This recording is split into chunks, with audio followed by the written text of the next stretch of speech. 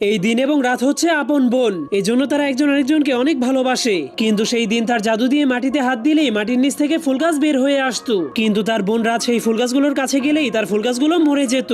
এজন্য তারা দুই বোন কখনোই একসাথে খেলাধুলা করতে পারতো না। তবুও দিন সাহস করে রাতের দিকে হাত বাড়িয়ে দেয়, যার কারণে তখনই হঠাৎ করে তার হাত পাথরে পরিণত হয়ে যেতে শুরু করে। কিন্তু সময় থাকতেই দিন তার জাদু দিয়ে তার হাতটাকে ঠিক করে ফেলে, যা দেখার পর রাত অনেক ভয় পেয়ে দিনের কাছ থেকে দূরে পালিয়ে যেতে শুরু করে। এজন্য দিন তার বোনকে খুশি করার জন্য তার জন্য অনেক বড় একটা ফুল ফুটিয়ে দেয়। কিন্তু রাত যখন সেই ফুলটাকে নেওয়ার চেষ্টা করে তখনই সেই ফুলটা মরে যায়। এটা দেখার পর দিন আবারও তার জাদু দিয়ে আজব এক ধরনের ফুল ফুটিয়ে দেয়। এরপর রাত সেই ফুলটাকে ছুলেই সেই ফুলটা অনেক সুন্দরভাবে ফুটে ওঠে, যা দেখার পর দিন তার বোনকে আরো বেশি খুশি করার জন্য অনেকগুলো ফুল ফুটিয়ে দেয়, যার ফলে রাতের দুনিয়াটাও অনেক সুন্দর হয়ে যায়। কিন্তু তখনই রাতের মাথায় একটা আইডিয়া আসলে সে তার শরীরের সবগুলো জাদু দিয়ে দিন এবং রাতকে এক করে ফেলে, যার ফলে পুরো দুনিয়াটা অনেক সুন্দরভাবে চকচক করতে শুরু করে। এই জন্য এখন থেকে তারা দুই বোন সবসময় একসাথে মিলেমিশে থাকতে